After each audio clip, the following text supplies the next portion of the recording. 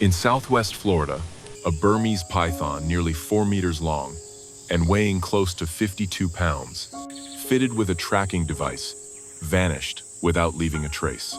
For weeks, the massive predator slipped silently through the Everglades like an invisible phantom. Then, suddenly, its signal went dead, right at the edge of a quiet neighborhood. Just a few yards away, a young mother lived in constant fear. Her 2-year-old daughter still played innocently at the tree line on the very border of a forest, hiding a secret no one could have imagined. And then, one afternoon, the nightmare seemed ready to come true. The mother rushed into the backyard, heart pounding, body braced to confront the unthinkable. But what she saw was not tragedy. It was something far more shocking. Before we dive into this astonishing story, don't forget to hit the like button and subscribe if you haven't already, and ring the notification bell so you won't miss our newest videos.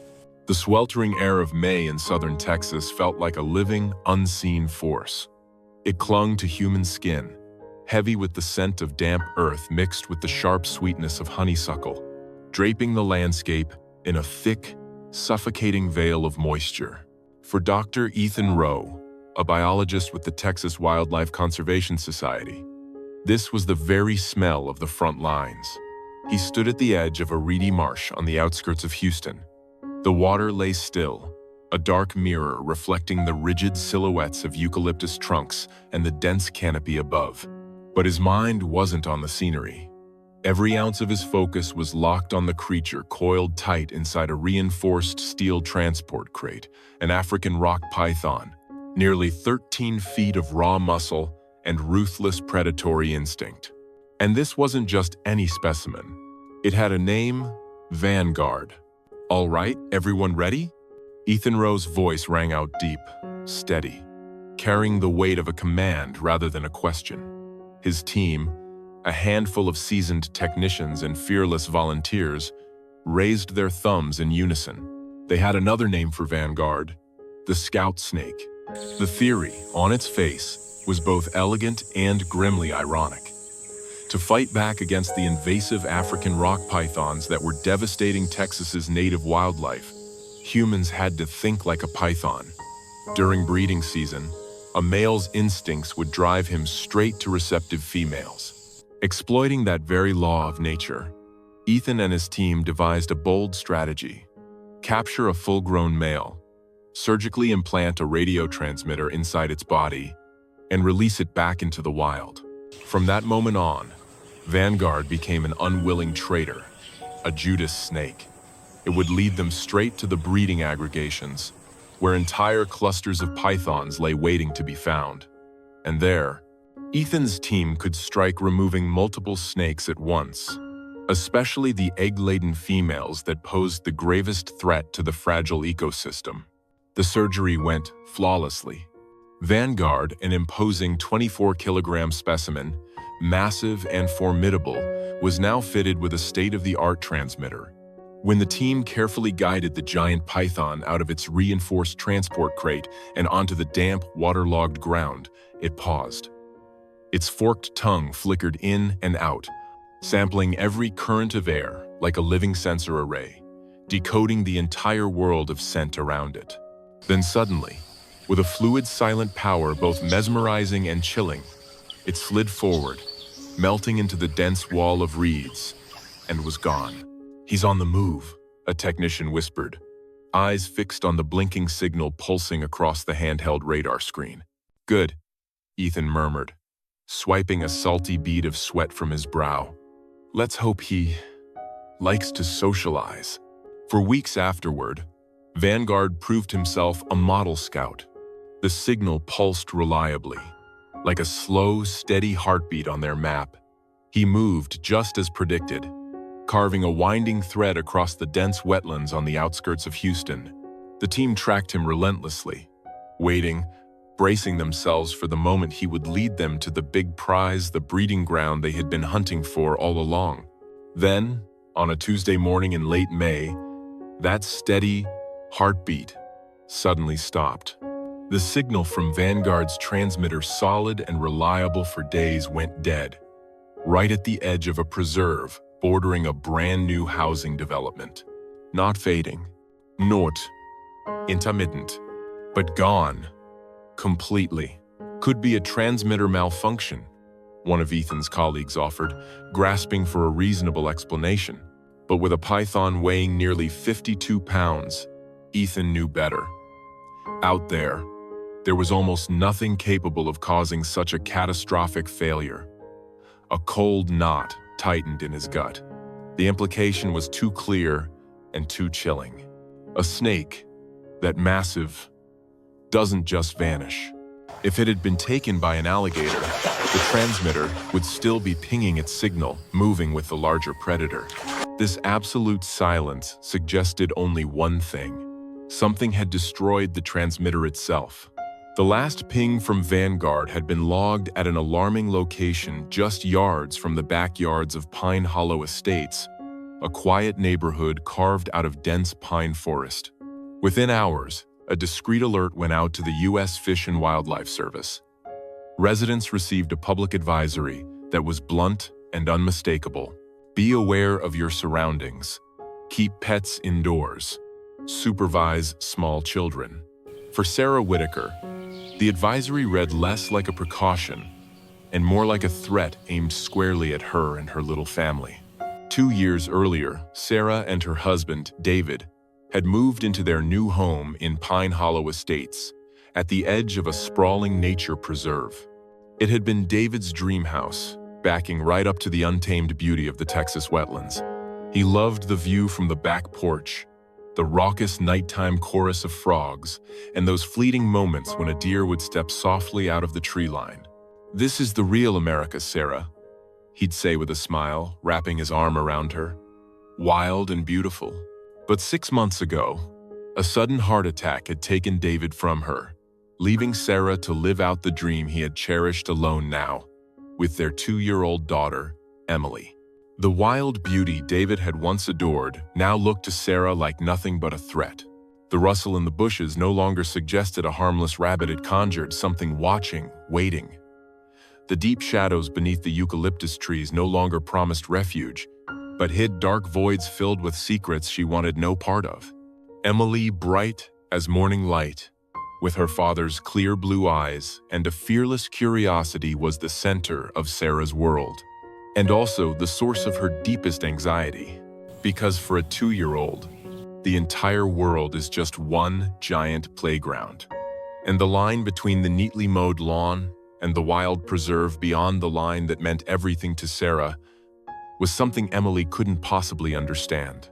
The moment she finished reading the advisory, a cold dread slid down Sarah Whitaker's spine, tightening in her chest like an invisible hand.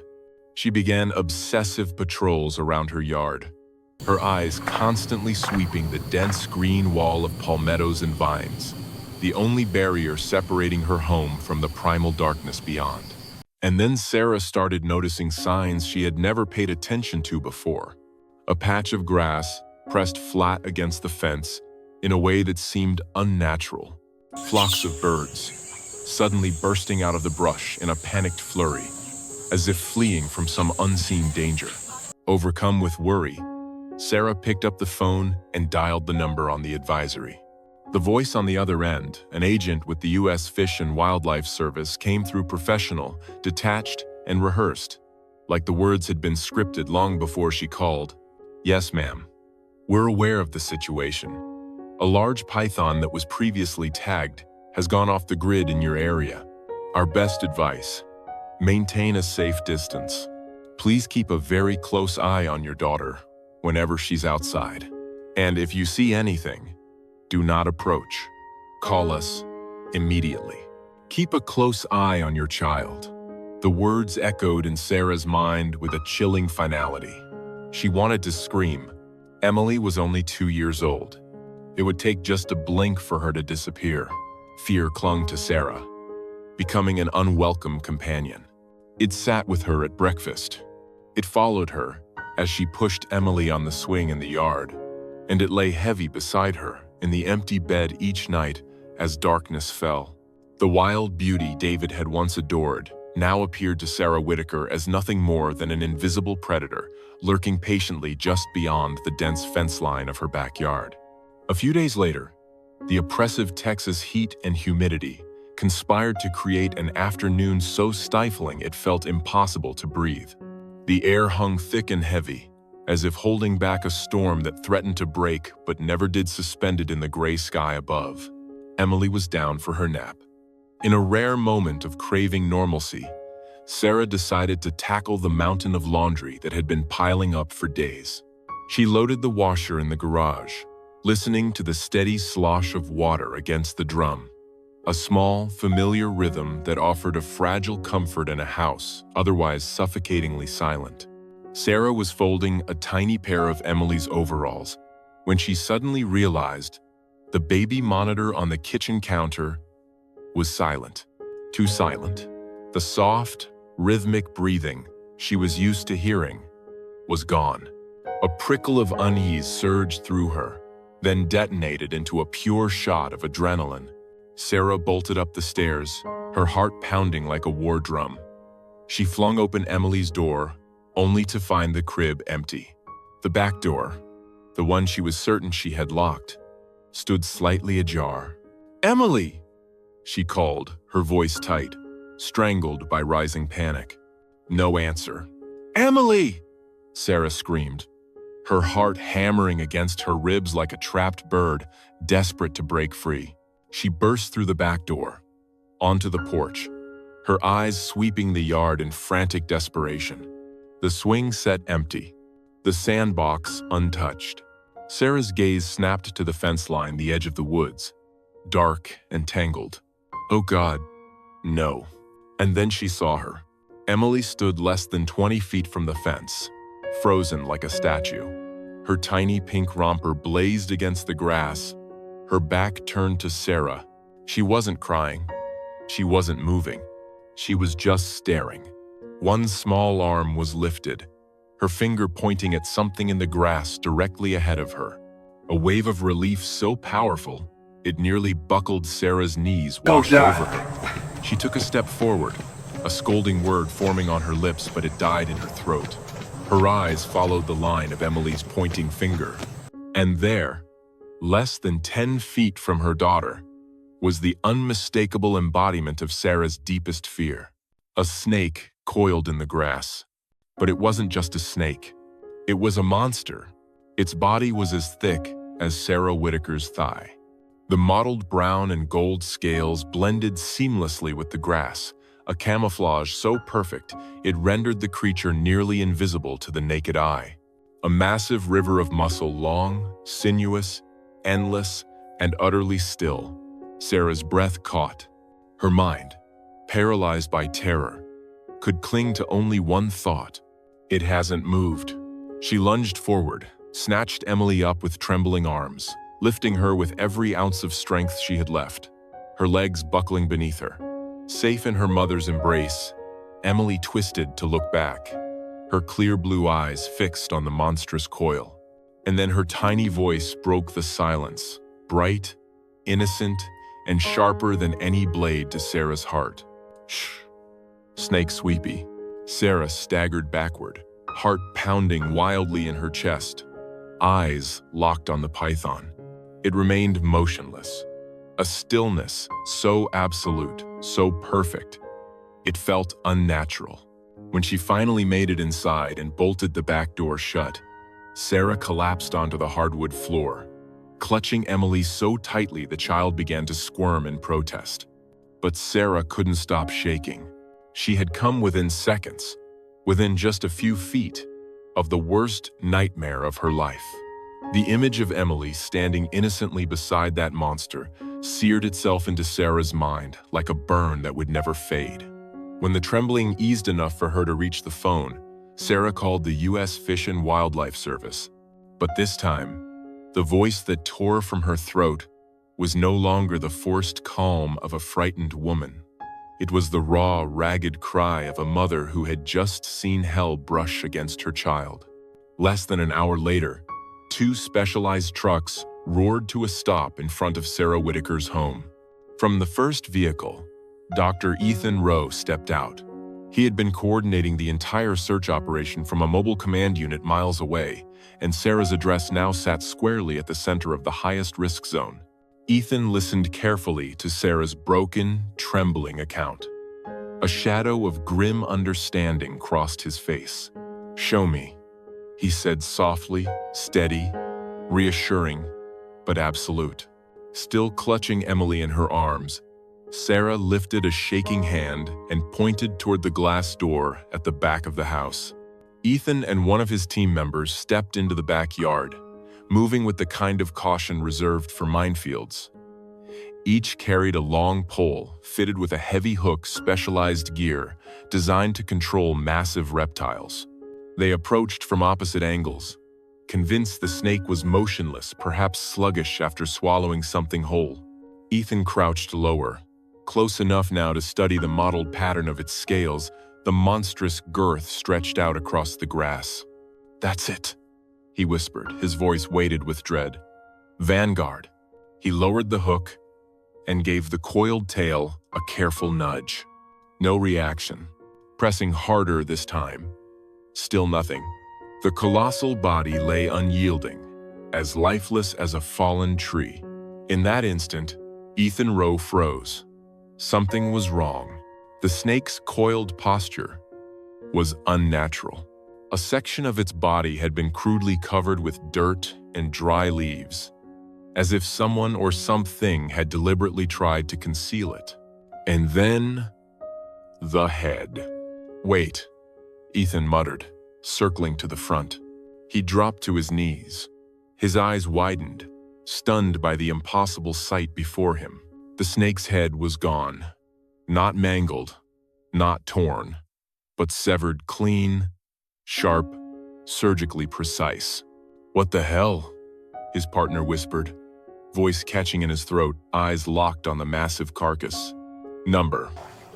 This wasn't the work of an alligator. If it were, the body would be shredded, twisted, dragged back toward the water. Nor was it a Florida panther, the rare predator capable of taking down a python. They would never leave a scene like this. A portion of the body clumsily buried, the head neatly removed. This was deliberate, and it was anything but natural. Ethan scanned the ground, eyes sweeping every detail in the damp soil. The grass was trampled flat, and beneath it, the earth itself told a different story. Tracks, but not the kind he expected. They were paw prints, clear as day, each pad pressed deep into the mud. Feline, but far too small to belong to a Florida panther. "Call Boone. Now," Ethan Rowe said, his mind reeling. "Tell him we found something he needs to see with his own eyes." David Boone was the kind of man carved from the same ancient timber as the cypress trees of Texas hill country. In his 60s, his face was a weathered map of sun and wind, his eyes holding more of the wilderness than most men gather in a lifetime. He was an expert on wildcats, but Boone's knowledge went far beyond any degree. A tracker, a naturalist, a man who listened to the language of the wild. For decades, he had chronicled the secretive predators of the state, especially mountain lions and bobcats. An hour later, Boone's battered pickup rumbled up the gravel drive to Sarah Whitaker's house. He didn't waste words. A brief nod to Ethan, and then he moved straight to the backyard. Boone knelt by the python's carcass for a long time, his rough fingers sifting through loose soil, eyes scanning every blade of grass, every disturbed leaf. "Not a gator," he rasped at last, his voice low and heavy, like old wood splitting in the deep woods. "An alligator tears things apart. This was cut." "A cougar, then?" Ethan pressed.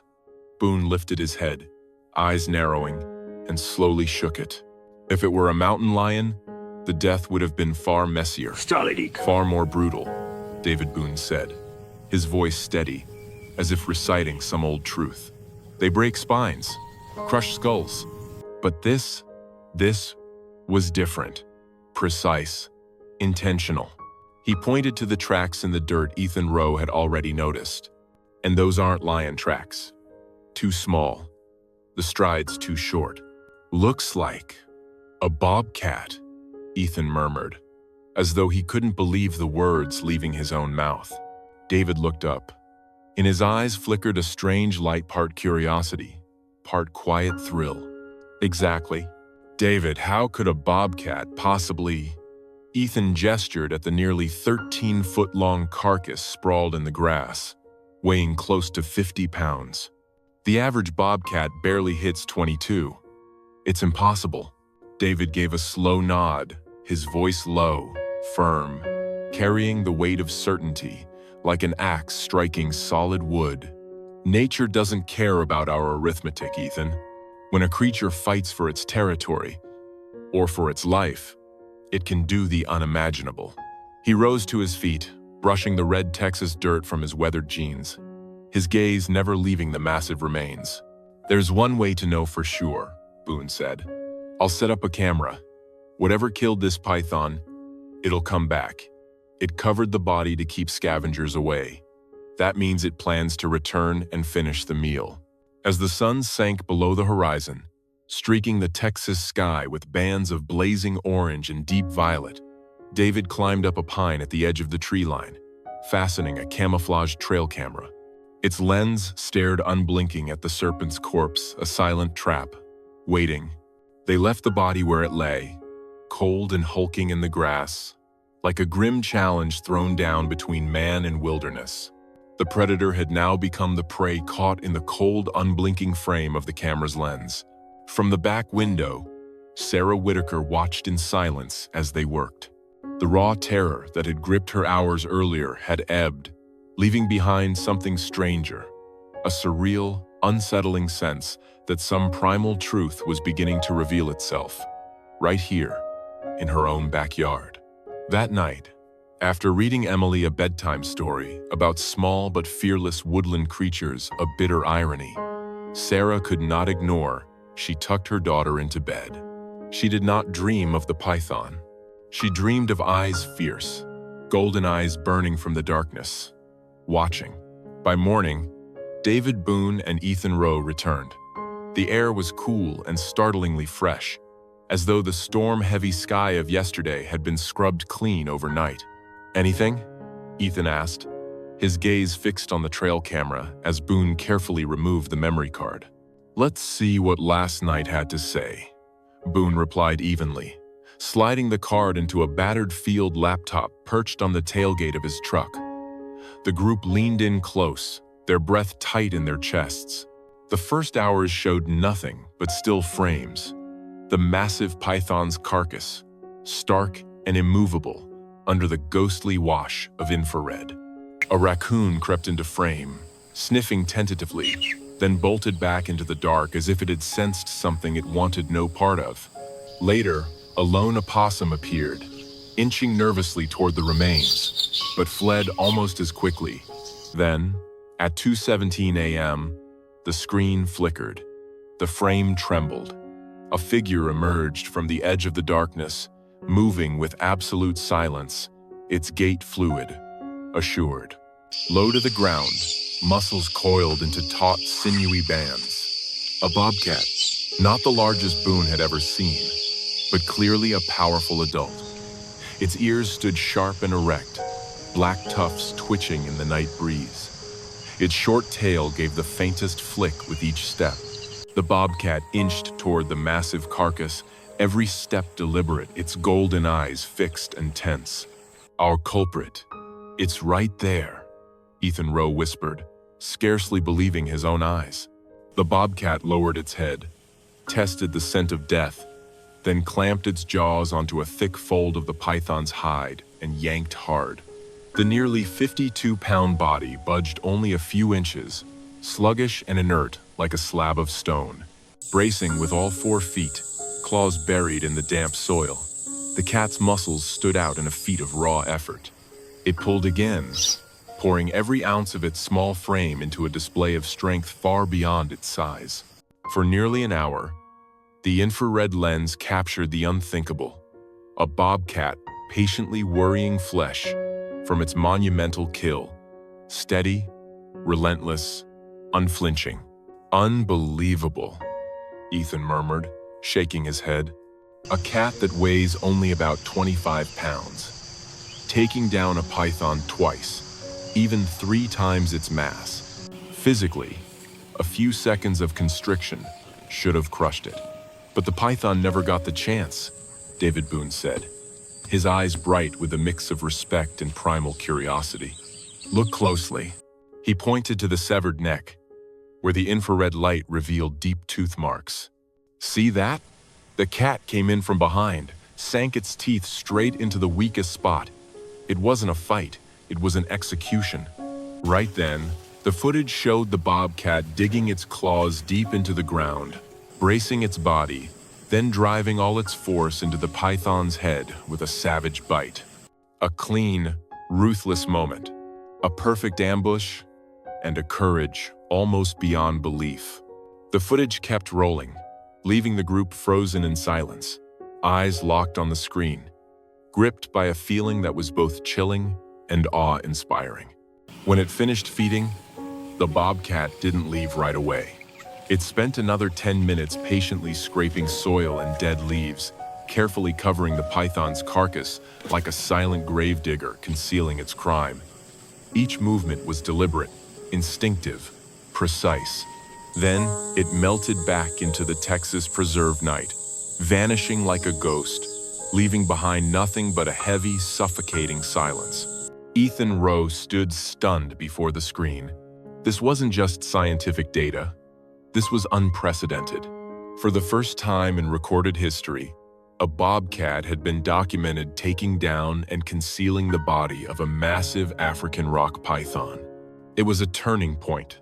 Ethan turned to David Boone, ready to discuss the enormous scientific implications of the discovery.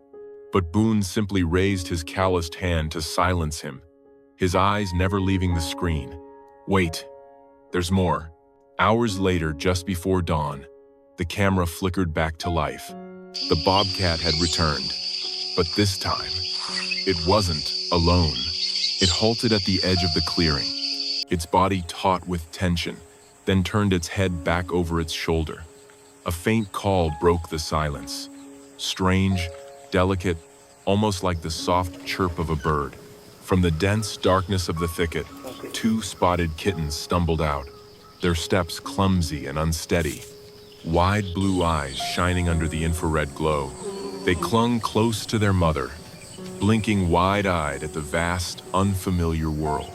The bobcat bent her head, touched each kitten gently with her nose, nudging them softly, steering them away from the sight of death. Then, with the same grace and caution that had marked her every move, she led them deeper into the forest's embrace toward absolute safety. A heavy silence settled over the 2 men. Not merely the quiet of the night woods, but the thick, weighty hush of history bending in a new direction before their very eyes. What they had just witnessed transformed the event from a simple act of predation into something far more haunting, profound, and deeply human. This was not merely a predator. This was a mother who had dared to face a monster twice her size, not just to eat, but to defend her territory, and above all to eliminate a threat against her fragile young. From the back doorway, Sarah Whitaker watched their faces. Ethan Rowe stepped forward, his expression a blend of shock and relief. He recounted everything the camera had revealed: the lone hunter, the kill that seemed impossible, and the undeniable proof of a bobcat mother standing guard over her den. As she listened, Sarah felt the fear that had imprisoned her for months begin to dissolve. The monstrous image of the python no longer haunted her. In its place rose a new vision, that of a fierce, courageous mother bobcat, keeping watch in the shadows. The sanctuary behind her home, once the very symbol of her deepest fears, now felt transformed. It was no longer only a place of lurking danger, but also one of strength, resilience, and unyielding maternal devotion. She realized she had been trembling to protect her daughter, while just meters away, another mother had been fighting for the very same reason. A bobcat weighing less than 12 kilos, taking down a python twice that size, Ethan repeated, still carrying the awe of his first words. though now laced with reverence. This isn't just a feat, it's a victory for the natives, a major victory. He explained, it was a sign small, perhaps, but heavy with meaning that after decades of devastation by invasive species, Texas's native ecosystem was beginning to fight back. Nature was adapting, yet even as he spoke, Ethan knew his words could never fully capture the raw, primal power of what they had just witnessed. That evening, Sarah sat with Emily on the porch. The little girl was absorbed in arranging pebbles on the brick floor, her soft laughter mingling with the whisper of the wind. The sun dipped low, draping the garden in a warm, golden glow.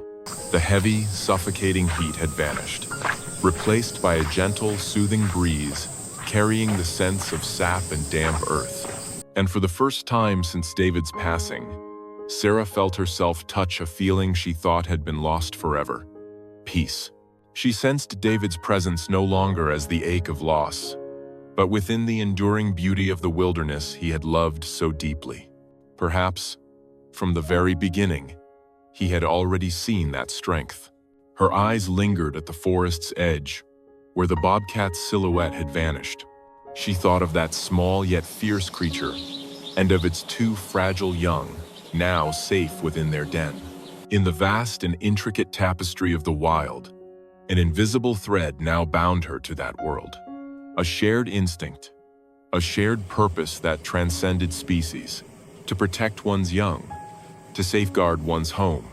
As dusk thickened and shadows spread across the yard, Sarah caught a flicker at the tree line, a pair of golden eyes flashing for an instant, then dissolving into the dark. But this time, she did not feel fear. She drew Emily into her arms, holding her tightly, whispering as though promising both her daughter and herself, "Daddy was right, sweetheart. This world truly is wild and beautiful." And deep within the Texas Preserve, a native mother quietly continued teaching her young the ancient laws of survival, unknowingly bestowing upon a human mother the gift of hope. A reminder that even in the face of overwhelming invasion, the fierce and unyielding spirit of the native wild will always, always rise to fight.